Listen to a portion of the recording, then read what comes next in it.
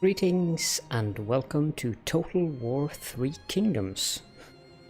Now, this is a game that I've already played a bit on my own, and I've actually completed the campaign twice. I have no idea if it's actually a good game or not for the channel, but I figured that I want to play another campaign, and why not record it, since I'm feeling at least good enough to record today, that is. Can't promise any definite schedule on when the episodes will be released, but as long as there is interest and my health allows it, I will record as often as I can and hopefully at least get out a few episodes per week, if not more. So I've added a couple of mods to this playthrough. One of them is nerfing one of the AI factions, Zhou, because there is some bug with him that makes him vassalize more or less all of the other factions very early on in the game. And Creative Assembly is going to fix that. There is a beta patch out now on Steam, but I haven't installed that one because, yeah, don't want the potential of crashes and everything. I've also added a mod that changes the reforms, which is kind of like the tech tree. We'll get back to that when we actually get into the game. The default is that every 5 turns you get to choose a reform for your faction. This also applies to the AI, by the way. Instead of every 5 turns, this mod changes it into every 3 turns. There is also a mod that gives a 100% higher chance of getting children. In my first playthrough, when I played as Leopard, I didn't get any children at all, which was not ideal because I actually had to adopt someone to get an heir. The other 2 mods I have is one mod that does 1.5 times the default tax rate, and the last one is starting with 5 to 10 ancillaries, and you also have a 50% chance of gaining 1 ancillary after you have engaged in a battle or a siege. Some of these are probably a bit cheaty, but hey, I play to have fun, so that's what I want to have in this playthrough. Also, I'm going to say that I'm probably going to botch a fair amount of the pronunciations. I am not at all fluent in Chinese. Feel free to help me out if you hear that I'm botching some of the pronunciations really badly in the comments section, and I'll do my very best to try to remember the correct pronunciation. So, okay, let's just click new here. The 2 factions that I've already played with, and one is Liu Bei and Sun Jian. The ones that I've tried to play with Yuan Shao, but I didn't really enjoy playing him. His special trait didn't really appeal that much to me. The game actually recommends that you start playing at Cao Cao, but I did try playing as him the first time I played the game, and I found that Liu Bei is much more fun and actually easy to play with than Cao Cao, but Cao Cao is the faction that I thought that we'd play in this playthrough, so... It falls to me to reunite China. Cao Cao watches dynasties fall and tyrants rise. He has seen power slip into the hands of the undeserving, and through the chaos, plots a path back to order by his hand. So, Cao Cao, his special, I guess, currency or resource is credibility. You can use him to incite proxy wars, when you have enough credibility, which basically means that you could just force two factions to go to war with one another, and they don't even know that you were the one involved in doing the war declaration, so you don't have any diplomatic penalties for it. It also gives you some extra influence in diplomatic relations, where you can either improve or deteriorate the relationship between either your own faction or two other factions. So when I say your own faction, I obviously mean between your faction and another one, or you can choose two other factions and either make them like or dislike one another more. And credibility automatically increases each turn. So the playstyle focus of Cao Cao is diplomatic manipulation. He starts rather in the middle of China, which is one of the reasons why I'm not sure why he's the recommended one, because it's not a very ideal position since you have to defend in all directions. But these little map pins here are the other factions of note to Cao Cao. So you have Huang Shao. He's a yellow turban rebel, and of course, since he does like to manipulate through diplomacy, it has the little perhaps they can be made to serve my own ends. Then you have Yuan Shao in the north, and Cao Cao is not very happy with the efforts that Yuan Shao has done so far. And then you have He Yi in the south, who is also a yellow turban rebel. And again, perhaps they can be made to serve my own ends. Then over in the capital of China, you have Dong Zhou, who is the cruel tyrant who kidnapped the either the son of the emperor or the emperor himself. I'm not totally sure on that at the moment. Cao Cao has two unique troops, the Tiger and Leopard Cavalry, which is a shock cavalry. You have to have a rank 3 or higher general to recruit this. And then you have the Heavy Tiger and Leopard Cavalry, which is an even better version of that cavalry. As you can see, it says available for characters rank 6 or higher. They don't do that much damage, but I'll explain more about units when we get into the game. You also get the farming garrisons, which improves the agricultural building chain, and that's one of the benefits of being Cao Cao. The area around his starting province is rather heavy on food, which is very good because it means you can trade with the AI and so forth.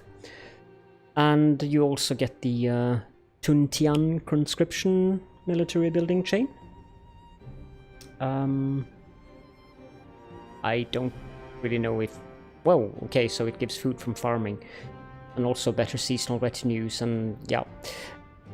You'll see these things more when we get into the game itself. If, of course, you haven't played it yourself, then you know exactly what this is. His two noteworthy characters are Zhou Xiaodun, who is a hot-headed officer, and Xiao Yan, who is... No, sorry, Xiao Yuran, who is the maker of ways. So he's a vanguard, and he's a champion, and Cao Cao himself, I think that he also is a vanguard. I'm not sure at the moment, but we'll see that as soon as we get into the game itself. So Cao Cao's two other specialties is that he has minus 10% upkeep for cavalry, which is... That's actually pretty good, because cavalry, they are expensive. And he also gets plus 15 military supplies, which also is very, very good. For comparison, there is one reform that gives plus 8 military supplies, which is considered an absolute must. So plus 15 is really, really good. I'm going to play in the Romance mode. That means that the generals are basically gods, more or less. They can die, but they are really, really powerful. I've had generals kill hundreds of troops single-handedly in battle, Whereas if we were playing in the records mode, it would be they would be more human and would die if you sent them into a unit of spearmen all by themselves. As for options, we'll be just playing on easy because I just want to have a relaxed playthrough. And no advisor. I don't want to see all the AI player moves, so we'll just keep that at limited. And I've set the time of day to be static on daytime because when you're on the campaign map, the night mode isn't ideal. We're sticking to a 60-minute battle time limit. I've never fought a battle that lasted a lot more longer than 20 minutes anyway, so that's about it. China must be united. Embers rise, stark against the night. The tyrant Dong Zhuo wields the flames of destruction. Luoyang burns. Chaos ignites as the power of the eunuchs is crushed. In the pyre, the hand falters. Opportunity glimmers in the darkness. One's weakness is another's strength. Cao Cao observes and prepares. The moment approaches. Order will be restored, no matter the cost. China is in turmoil. The great empire of the Han, stretching back ages beyond counting, is being devoured by corruption. The Yellow Turbans, thousands strong, began raising their banners in rebellion and seizing commanderies across the realm. In response, generals loyal to the Emperor rose up and put down the rebellion. Yet, despite the victory, the chaos only grew. With the corruption at the very heart of the Empire, the loyal generals stormed the Imperial Palace and killed the 10 eunuchs, the source of China's ills. In the madness, the warlord Dong Zhuo seized the Emperor. With the great warrior Lü Bu at his side, none dared oppose him. In response to Dong Zhuo's brazen display, treason some call it, a coalition of warlords rose up, led by the charismatic Yuan Shao, to save the Han. Faced with united opposition, Dong Zhuo retreated west to his stronghold of Chang'an, razing the old capital Luoyang to the ground as he fled. It is now the year 190 CE, and the coalition has all but collapsed. Warlords on all sides have seen opportunities to build their own fortunes from the chaos. Yellow turban remnants still stalk the lands, seeking the age of the yellow sky, whilst soldiers of fortune feel the change of fate on the wind and strike out on their own. The scales shift, and China hangs in the balance. Thank you for that little story. Okay, let's go into the game. As per usual, if you've played a Total War game, it'll put us straight into a scenario where we have to fight right away.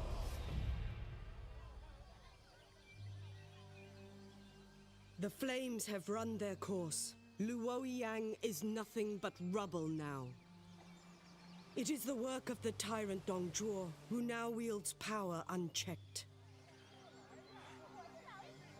He absconds with the Emperor in tow. He is barbaric, but not altogether unwise. As long as he controls the court, he controls the Empire. 孤乃当今治世之能臣，乱世之奸雄也。 What of the coalition, my lord?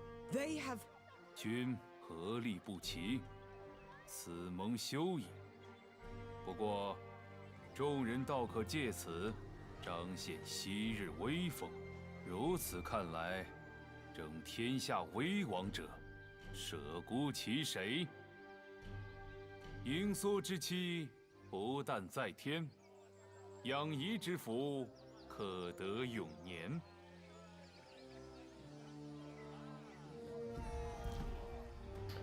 So here we are. Having that voiceover that we just heard in Chinese is actually an option. And you can have it in English if you want to, but I find Chinese to be a very pleasing language to listen to, so I've put it on Chinese. I hope that the video isn't stuttering, because it seemed to be stuttering in OBS, so I might have to record this in 30 FPS if it actually stutters, but let's hope it doesn't. So here we are. Lord Cao Cao, you have been cast out, branded an enemy of the Empire. It is clear that only you have the capability to end Dong Zhou's tyranny and bring peace.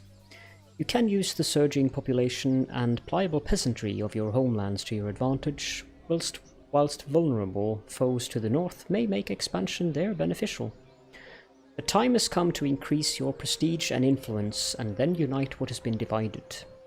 So we have the mission of, or this is the mission of more advice: be wary of Yuan Shu to the west and Tao Jian to the east, and then claim the neighboring Han Empire regions. And here's the mission. We are pursued by Dong Zhou's men, and Cao Cao prepares to fight. The coalition is finished, and the tyranny of Dong... well, I heard how she said it, but Dong Zhou endures, despite your intentions. The time has now come to look to other plans. Although you have returned home, there is little time to waste. The tyrant has sent Han forces to apprehend you, and they must be defeated before we can look to our future. So we have to engage the following general's army in battle, which is Yuan, and we will be rewarded with a taste of victory, which gives us plus 30 military supplies faction-wide and plus 5 morale faction-wide for 3 turns. Okay. So first of all, let me just point the map to north. Thank you. And okay, so Cao Cao. Yes, of course. Cao Cao is actually, let's talk a bit about that. Let's go into the court. You have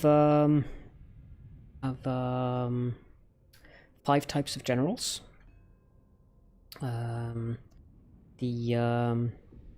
yellow ones, and also if you see that a name is in gold, it means that that is a legendary character. So the yellow ones, they are specifically good at being grouped with melee cavalry. Then you have the red generals, which are the vanguard generals.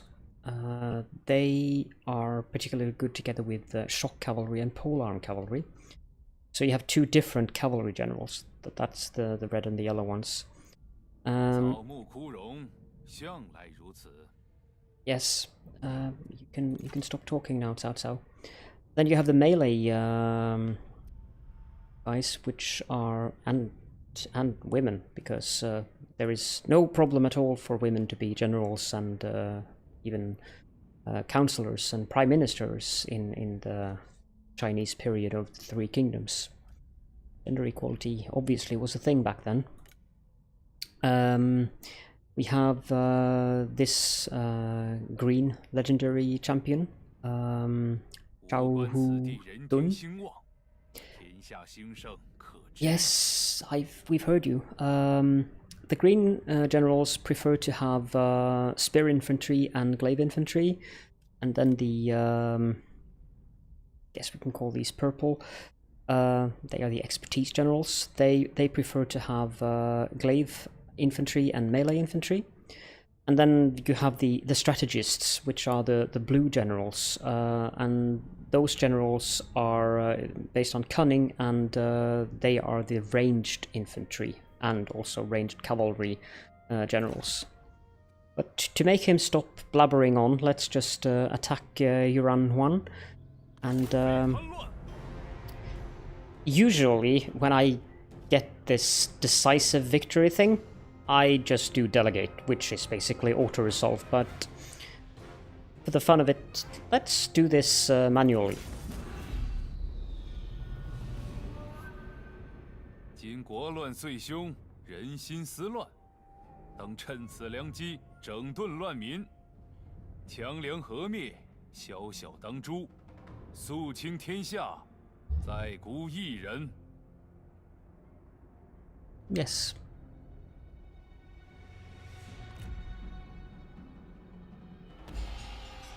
Okay, so also about a little thing about the mods. The mod workshop isn't up yet for Three Kingdoms. So one mod that I really miss is the mod that gives you extended camera, because I really want to go farther out than this, but I can't because this is the default camera. So okay, so we're looking at a force over here, which is not very big. This is going to be a walk in the park. Let's just group up the different forces so I can place them down in a sensible fashion. Let's do the bowmen here. And we'll put spearmen right behind them so that we can move the spearmen forward in case the other general decides to come against us, which I don't think that's very likely on this specific scenario here. Put down some saber militia over there and some saber militia over there. I guess we'll just put down a saber militia over here as well. And let's put down Zhou here. And Cao Cao can be behind here. Now the cavalry. I think I want them here so I can move them into the forest as quickly as possible. Okay, start battle. And let's move them there. And if you're wondering how I just move them like that, you just hold down Alt and then you drag with the left button to where you want them. And if you want to put them somewhere and change their direction, you hold down Alt and you right click. And indeed, these guys don't want to move, so let's send the general forward. Does he want to duel me? He's out of range. Okay. So this cavalry is now hidden. You can see that with the little eye here. Let's put them here. How do you want to duel me? No. Let's go over there then. He probably doesn't want to duel me. I would be very surprised if he wants to duel me. Let's move him forward. No, he does want to duel.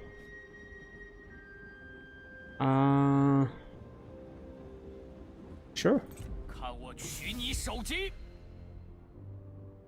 think we have the hamstring ability as well, which is going to be helpful. So, let's have a look at this duel.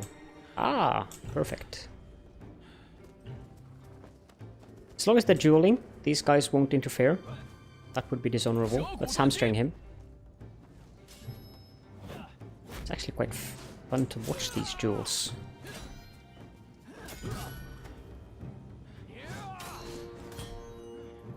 Yeah, we're gonna win this very easily.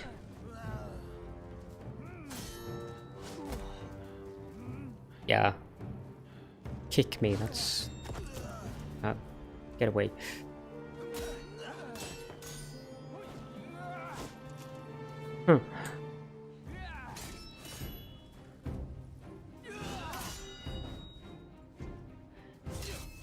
This guy...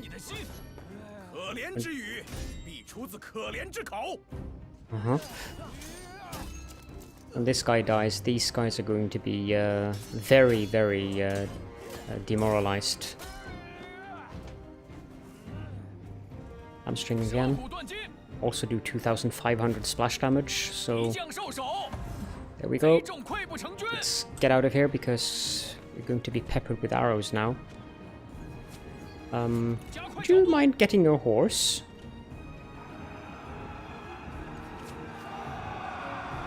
Like, really? Okay. Go ahead and fight them then. It's not very likely that you're gonna lose anyways. Move this forward. And my cavalry in here somewhere. Let's charge those archers. Also have a unit of cavalry down here, which I guess I can move forward.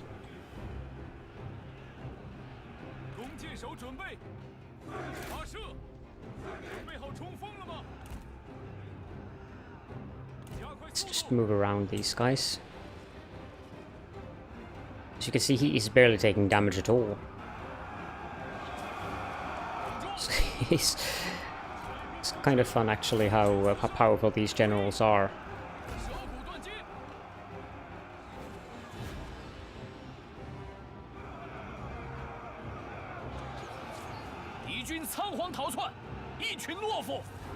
Yeah, he single-handedly killed most of these. Well, I guess the arrows have done some damage as well.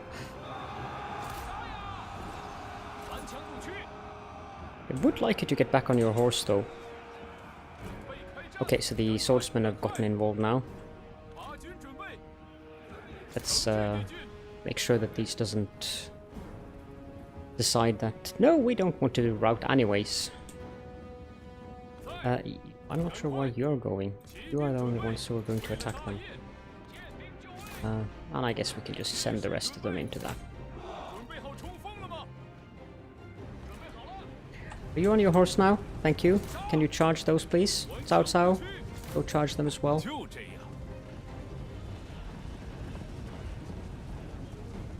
Let's give them melee evasion and go back. Yeah, see, they de-routed or rallied, I guess.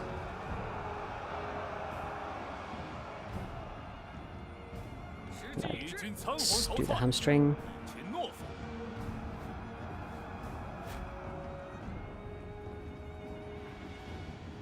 Now you can go harass these guys. If I can even hit them, that is. There we go, targeting. Victory. Let's just speed things up and see if we can kill all of them. Go on. Here we go. Decisive victory. So he killed 77 people all by himself. And they killed 4 of our troops. Wow. Definitely decisive victory. Cavalry killed 141 people and the other one killed 84.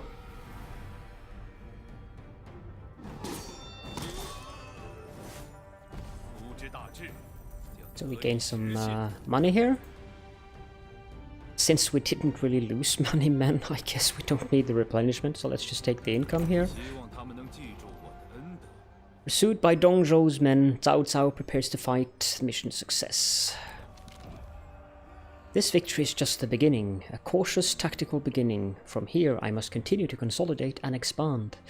Future victory will only come through careful strategy. Get a new mission. You are safe for now, Lord Cao Cao, but we cannot rest. The time has come to expand your rule. The nearby farmland is an opportunity waiting to be seized and a chance to push back against those in thrall to Dong Zhou. So, the way the campaign map works is that you have commanderies, which is consisting of a various amount of provinces. It's either 2, 3 or 4. I don't think there is anyone with 5. Can zoom fairly far out here, and as you can see, there's a lot of territory to cover here in China. We'll go take the livestock farm here in Chen, That's our hometown. We cannot recruit any troops on turn 1, but one thing that I did forget to do before we went into battle was to assign ancillaries. So, okay, we have a refined military expert who gives instinct and authority. Unlocks an assignment and a turtle formation.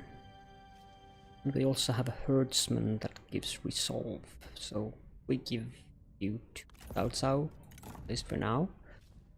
We have a stone pig, and we have the discourses of the states, which gives -5 corruption faction-wide if the character is the prime minister, heir, or faction leader. And we are definitely going to equip that on Cao Cao, because corruption is a major problem as the game progresses. It's not that bad when you just have a few provinces, but when you start having many of them, gee, the corruption levels.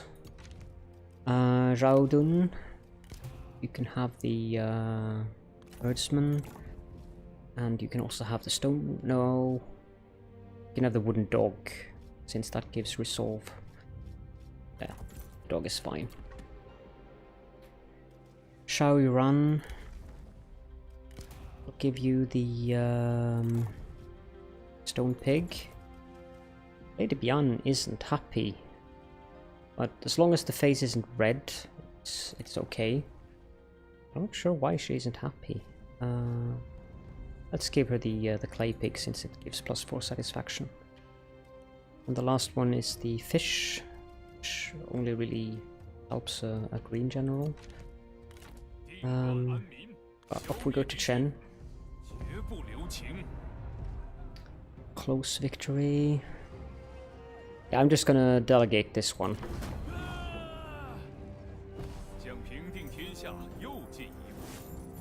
Not a big fan of the city battles. So you have various options there. We'll just go with the occupy, because yeah. So we get the support for the people, which is +5 for public order and +25 faction support for 3 turns. And the +3 turns, I think that the reform mod that I'm using is actually affecting that, because it's usually 5 turns. So establishing order, we get 750 bonus experience for Cao Cao. That's good. Cao Cao administrates firmly but fairly. Although you have your eyes on the future, my lord, do not forget that you must remain strong both at home as well as in the field. Our home infrastructure can be developed, rich farmland and fertile plains should be nurtured. Doing so can only aid us. So it's asking us to construct or upgrade a building in Chen town, so that's this specific province, which will give us 3 turns of -20 construction cost and -1 construction time faction-wide. Okay, let's just dismiss most of these. In battle, you run 1. Ancillaries regained, yep. Oh, we also got some armor. Well, Cao Cao has unique, the sword Trust of God, and the armor, which is Cao Cao's armor. And those are really, really good. And this little icon indicates that it's a unique bound item. You can change the sword on Cao Cao, but you cannot change the armor.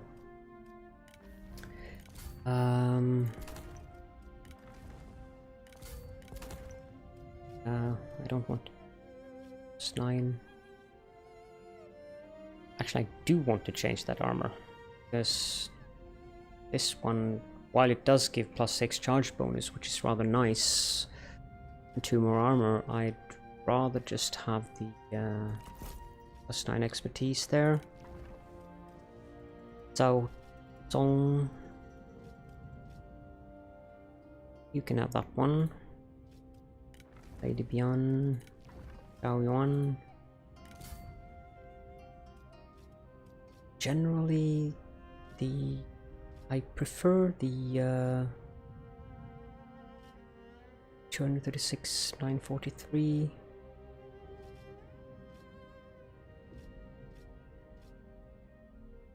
Because he's a shock cavalry leader, and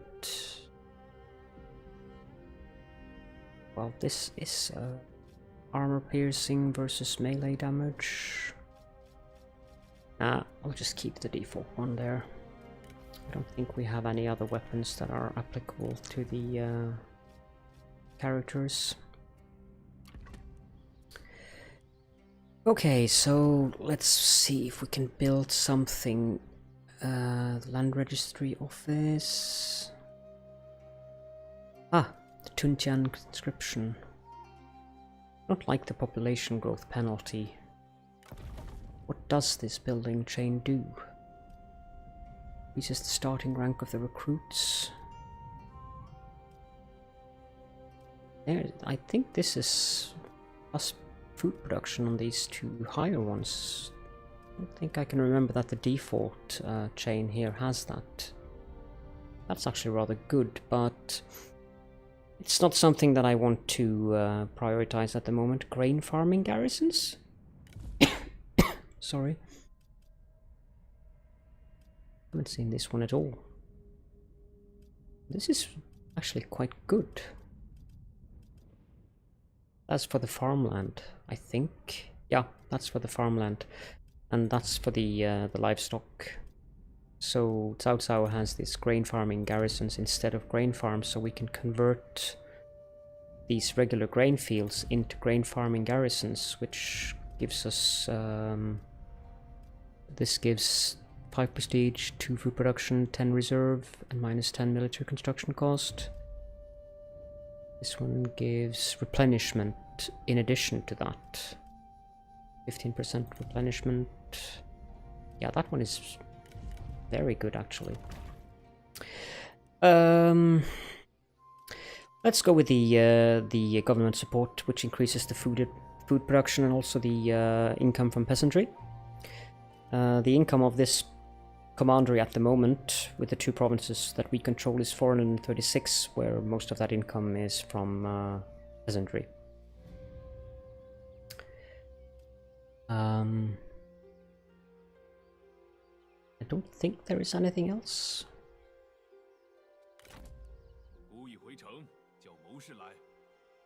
Nope, that should be it, so let's just end the turn.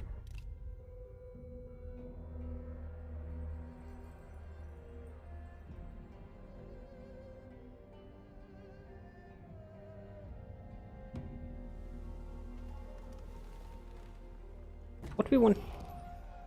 mission success. Your economy grows. Constructor upgraded building in Zhen town. New mission. An army is called and Cao Cao looks to lead. Word of your efforts has spread, and there are now many who admire your ambition, leaving you to be the one with the strength and drive to reunite China. They are willing to put their faith in your leadership and offer their talents in your service. It is time for you to start recruiting warriors for the long battle ahead. We need to recruit and maintain a total of 12 units at the start of a new turn, and we currently have 10. So the general retinues also counts as 1 unit. And this will give us scoring might, plus 50 bonus experience for units per season, and plus 10% replenishment for 3 turns.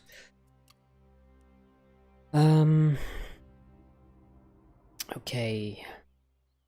So we have Wang Lang up here. Tao Chan up here. Liu Dai is up here. These are the Han Empire provinces. Kongzhou. I think we want to unite the Chen commandery first and foremost.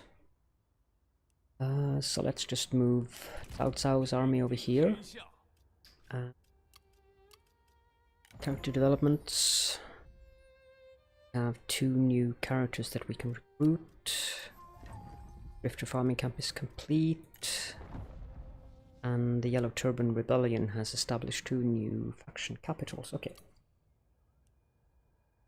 We also have 40% or so of credibility. Doesn't really say here how much credibility we actually have. But no matter. I'm not going to use force forced march here because I want to recruit, and we can't recruit in the forced march dance. So we have one cavalry. What I would like is a strategist, but I don't think we have one of those available. So,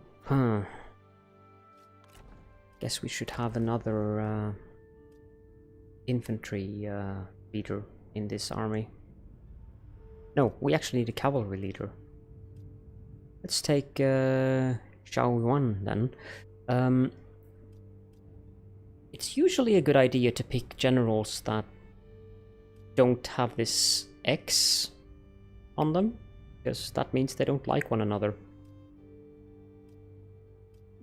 So the only general we have that is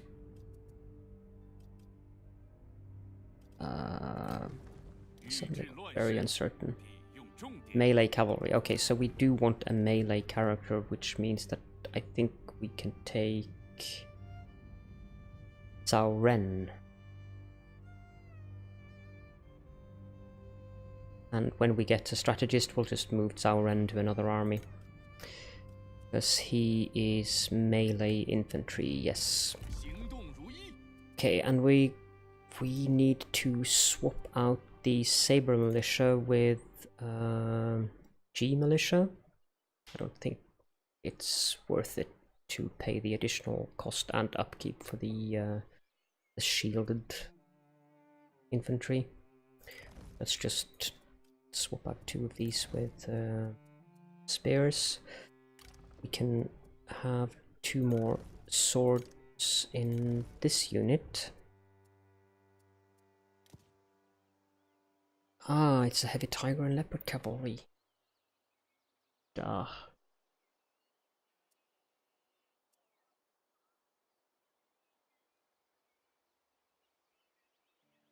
Oh. I don't want to swap that out, it's too good. But I do want more archers. No, I don't want that there. I want to swap that unit out with an archer, and I also want 2 more archer units. There we go.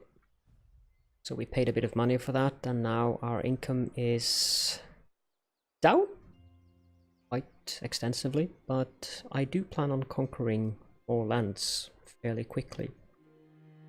However, I think this is a good time to end the episode, so I hope that you all enjoyed this, and there is so much that I haven't covered, and we'll just have to do it episode by episode, I think. So thank you all so much for joining me, and I'll see you all next time.